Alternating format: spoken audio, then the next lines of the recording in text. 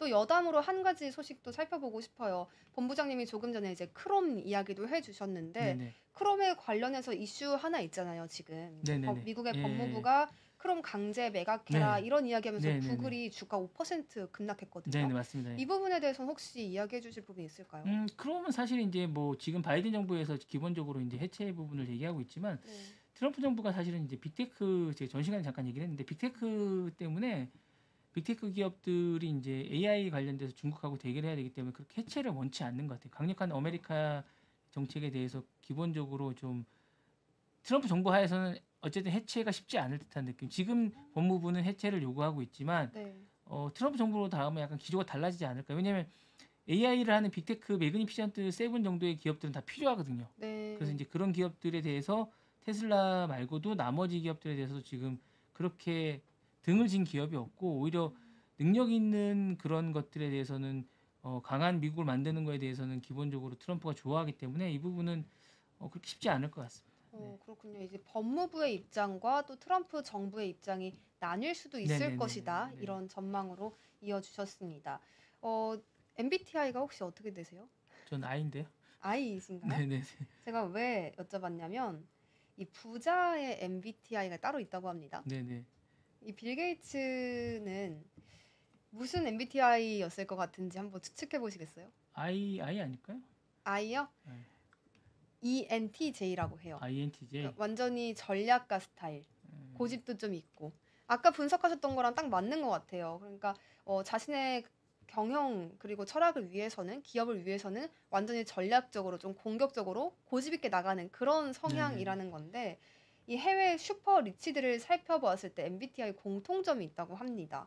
물론 이게 과학적인 이야기라고 보기는 어려워서 그렇죠. 재미로 말씀드리는 부분이고요. 맞습니다. 재밌게 한번 보자면 워런 버핏은 ISTJ, 스티브 잡스랑 빌 게이츠가 ENTJ, 마크 저커버거랑 테슬라 CEO 일론 머스크도 INTJ. 이 공통점이 뭐냐면요. 가운데가 T고요. 네. 마지막이 J예요. 아, 별로 흥미롭지 않으신가요? 저는 잘 몰라요. 사실은 이거를 아, 정말요? 예, MBTI를 네. 하도 많은 분들이 물어봐서 몇 번 해봐서 이제 그거를 제가 제 거를 정했을 뿐이지 사실은 그 전까지는 너무 많은 사람들이 그 만나면 그 네. MBTI가 뭐냐고 물어봐서 제가 이제 그거를 한번 해본 것뿐이거든요. 그러니까 오, 사실은 관심이 없어요. 그러니까 그래요? 이게 정말 맞을지 부분에 대해서 잘 모르겠어요. 이게 정말 맞는 건지. 근데 예, 또 그런 게 있죠. 16가지 유형으로 어떻게 이 세상 모든 사람들을 분석합니까? 맞습니다. 예, 거의 그건 어렵다고 보고요.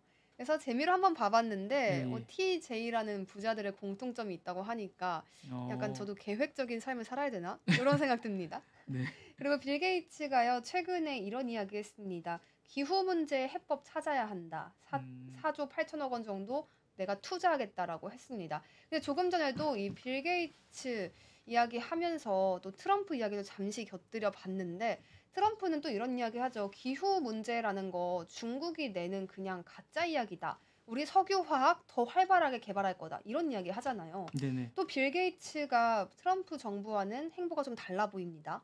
예, 그렇죠. 네, 빌 게이츠는 그리고 해리스의 지지자였다고도 해요.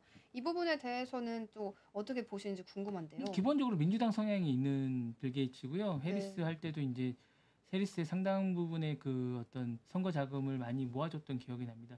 제가 알기로 5천만 달러인가 뭐 이렇게 기부를 했던 것 같아요. 당시에 그렇군요. 그 정도 기부를 했었고 해리스의 그 선거 자금을 빨리 모이는데 일조를 했던 것 같아요. 그러니까 정확하게 자기 색깔을 딱 드러냈던 것 같습니다. 근데 사실은 현직에 있는 빅테크 CEO가 아니기 때문에 네. 기본적으로 그렇게 물론 영향력은 있지만 MS 아직도 의장은 아니고 어쨌든 영향이 있는 분이기 때문에 기본적으로 뭐 그런 건 있을 수 있는데 트럼프가 또 그런 건 따지지 않습니다. 기본적으로 뭐 이제 싸울 때는 각자의 의견을 내지만 이 MS가 미국의 이익에 도움이 된다 그러면 언제든 자기가 갖다 쓸 수 있는 그런 양반이기 때문에 어, 저는 뭐 그건 뭐 그렇게 중요치 않. 어, 그냥 왜냐면 그 기본적으로 그 빅테크의 상당 일본 머스크 말고는 빅테크의 모든 기업들이 대부분 민주당을 지지했었거든요. 성향 네. 자체가. 그래서 뭐 원래는 이제 그렇게 했는데 어 이제 지금 바이든이 그걸 그렇게 호의적으로 베풀어 주진 않았던 것 같아요. 네.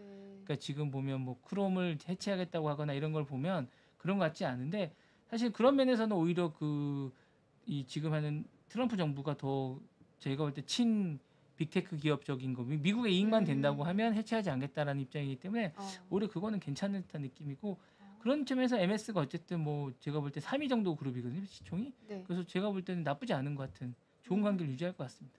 그렇게 보시는군요. 그쵸. 사실 뭐 경영자, 뭐 오너 리스크 이런 말도 있긴 합니다만 사실 경영자가 무슨 생각을 하는지보다 중요한 건 어떻게 회사를 경영하고 또 기업이 어떤 실적을 내느냐 그 부분일 겁니다. 아마 그래서 트럼프와 빌 게이츠도 네네. 그렇게 큰 갈등을 빚진 않을 것이다라는 전망을 해주신 것 같은데요. 또 이 빌 게이츠와 관련해서 꼭 항상 나오는 이야기가 있어요. 빌 게이츠 재단 국내에도 필요하다 이런 이야기들 나오거든요. 네네. 국내에서도 정말 대기업들이 좀 나서서 이런 기부 재단들 만들어야 할까? 그 필요성에 대해서도 얘기해 볼 필요 있을 것 같아요. 근데 이제 뭐 돈이라는 건 사실은 그 분이 하고 싶어서 해야 되는 거지 뭐 음. 강제로 할 수는 없는 거고 그다음에 교육 방식이 이제 그 우리나라하고 미국하고 좀 다른 게 미국은 네. 기본적으로 공동체 사회에 뭔가를 기여를 해야 된다는 걸 어릴 때부터 배우거든요. 그래서 네. 자신이 크고 성장하는데 공동체가 자신에게 도움을 줬기 때문에 그걸 다시 활용해야 된다는 게 교육 철학입니다, 기본적으로. 그래서 네. 많은 분들이 그냥 그 기부나 이런 것들이 생활화돼 있어요. 우리나라처럼 마음 먹고 하는 게 아니라 음. 생활 속에서 공동체에 자기가 뭘 할지 봉사를 할지 이런 것들이 어릴 때부터 습관화돼 있기 때문에 저는 이게 너무나 자연스러운 행동이라고 보고 네. 우리나라는 이게 대단하다고 생각하지만 미국에서는 그냥 그럴 수 있겠다라고 다들 생각하는 거거든요. 그러니까 음. 기본적으로 교육 방식이 거기는 공동체의 이익을 개인보다는 공동체 이익과 그 개개인이 쓸 수 있는 돈만큼만 가지고 있고 나머지는 그냥 기부하자는 그런 것들이 많이 팽배해 있습니다. 네. 특별한 몇 분들 빼고는. 그래서 이런 그 한 케이스가 아닐까라는 생각이 들거든요. 그래서 뭐 그렇게 하는 거고 우리나라에 그래서 뭐 도입한다고 해서 제가 모르겠어요. 이게 우리나라 교육 철학하고 맞는지 잘 몰라서 쉽지 않을 것 같은 생각이 듭니다. 그렇군요. 맞습니다. 우리나라 같은 경우에는 이렇게 뭐 기부를 하는 게 당연하다고 생각하지는 않는 것 마음 같아요. 먹고 하잖아요. 네, 그쵸. 마음 먹고 하고 어떤 분들은 또 그런 얘기도 해요. 기부를 해야 세금 감면 혜택을 네네네. 받는다. 뭐 그렇게도 하면 좋죠. 네, 그렇게라도 네, 사실 그렇죠. 그 네네. 동기가 무엇이든 간에 선한 일을 하면 또 그것도 좋은 거잖아요. 네네네. 그런 이야기들도 나오고 있는 가운데서 정말 우리나라에도 빌 게이츠 재단 생길 수 있을까에 대해선 아직 좀 의문 남아 있습니다. 마이크로소프트 또 한 가지 이슈 살펴보고 싶어요. 이제 미국에서 마이크로소프트의 클라우드 사업부에 대해 반독점 조사를 실시한다는 소식이 있습니다. 이 마이크로소프트가요, 자사 클라우드를 사용하는 사용자들에게 다른 클라우드로 옮기지 못하게 좀 징벌적인 조건을 부과하고 있다고 하더라고요. 애저 어, 얘기하시는 거죠? 네, 애저 맞습니다. 예. 조금 전에도 말씀해 주셨던 것처럼 이 마이크로소프트가 독점 관련한 근데 이야기들 1위가 아니라서 나왔잖아요. 쉽지가 않을 것 같은데 AWS라고 아마존께 사실은 지금 클라우드 사업이 1위거든요. 그래서 네. 예전에 한 2위 정도 되는데 옛날에 하던 버릇이 나왔나 보네. 그 익스플로 끼워 팔든. 근데 쉽지는 않을 거예요. 왜냐하면 지금 어쨌든 네. 빅테크 기업 세 곳이 지금 어쨌든 네. 아마존하고 이곳하고 메타가 아마 하고 있을 겁니다. 그래서 이 세 곳이 지금 하고 있는데 그렇게 퍼센테이지가 높지는 않아요. 그래서 반독점이 되는지 잘 모르겠습니다. 그러니까 이게 반독점이라기보다 어떤 강요 같은 그런 거 같은데 이렇게 뭔가 끼워 네. 팔기 같은 그런 느낌인데 어떤 내용인가 제가 조금 설명 네네. 덧붙여 드리자면 마이크로소프트가 자신들의 클라우드 시스템인 애저를 해지하는 구독자들을 대상으로 해서 구독료를 대폭 인상하거나 아니면 높은 탈퇴 수수료를 부과하는 등으로 이런 불공정 행위를 했던 것으로 파악이 됩니다. 근데 애저라는 게 사실은 이제 일반인들 쓸 수 있는 건 아니고요. 네. 기본적으로 물론 일반도 쓰겠지만 기본적으로 이제 그 애저 클라우드는 제가 알기로는 빅테크 기업들 그런 분들이 많이 쓰게 될 것 같아요. 기본적으로 애저는 네. 플랫폼이 그래서 이제 기본적으로 이제 그렇게 많이 쓰게 될 것 같고 이제 그래서 이제 뭐 그런 단순히 클라우드보다는 AI 쪽에 일을 하시는 분들이 이제 많이 쓰게 될 것 같아요. 그래서 개인이나 이런 것보다 이제 B2B 사업 같은 느낌이 좀 들거든요. 그렇군요. 네네. 일반 소비자보다는 어차피 기업 대상으로 하는 네네네네네. 것이라서 사실 이런 수수료 같은 거에 민감하게 반응하진 않겠지만 이제 당국 차원에서 좀 조사에 들어간다, 네네. 관리한다 이런 그렇죠, 느낌으로 그렇죠. 네, 접근하면 맞습니다. 좋겠습니다. 말씀해주신 것처럼 찾아보니까 이 마이크로소프트의 시장 점유율 20% 정도 된다고 하고요. 아마존 웹 서비스가 가장 높은 순위에 있고요. 네네네. 네, 세 번째로는 구글이 뒤쫓고 있다고 네네네네. 합니다. 맞습니다. 예. 네, 이런 이야기까지 함께 살펴봤는데 오늘 좀 함께 이야기 나눠보신 것들 중에서 흥미로웠던 거나 좀 궁금하신 점 있으실까요? 시간이 되면 좀 더 하면 2022년에 한번 들어왔었어요. 이 MS 빌 게이츠 의장이 한국 김포공항을 통해서 김포공항에서 들어왔어요. 일본 왔다가 잠깐 우리나라 온 것 같기로 제가 기억하는데 김진표 의장하고 잠깐 만나서 네. 코로나 백신 때문에 네. 잠깐 얘기했던 기억이 나거든요. 제 기억에. 네.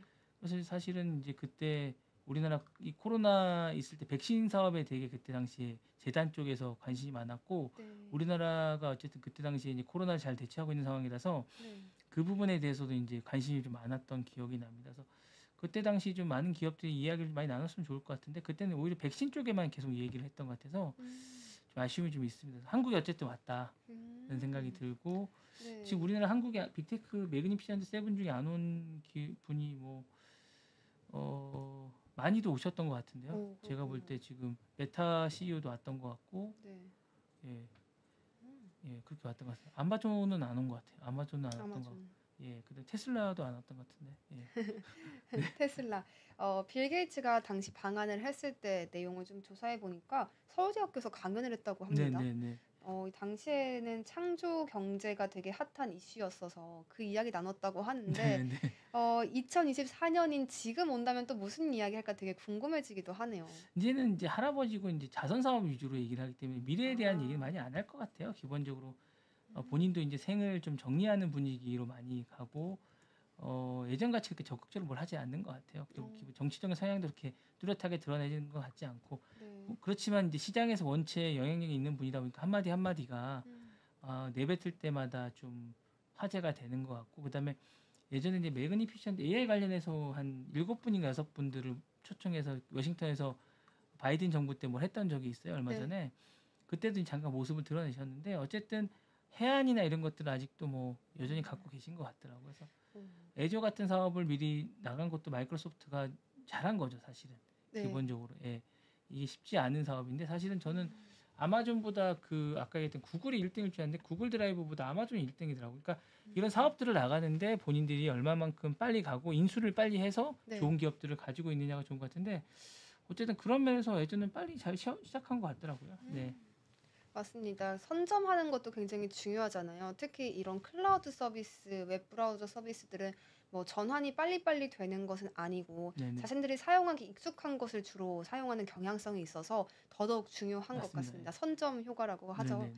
그런 측면에서 이제 마이크로소프트가 계속해서 경영을 잘 해나가고 있다라는 이야기들도 나옵니다. 빌 게이츠 이제 요즘에는 경영자 자리에서 물러난 이후에 좀 지원하는 거, 재단 관련한 이야기들을 계속 나눠주고 있는데요. 우리도 이 빌 게이츠의 시선에서 무언가 배워갈 게 있었으면 좋겠습니다. 지금 바로 구독을 눌러보세요. 실시간 경제 뉴스, 투자 전문가들의 다양한 시황과 정확한 분석, 또 알찬 투자 정보까지 신뢰할 수 있는 저희 서울경제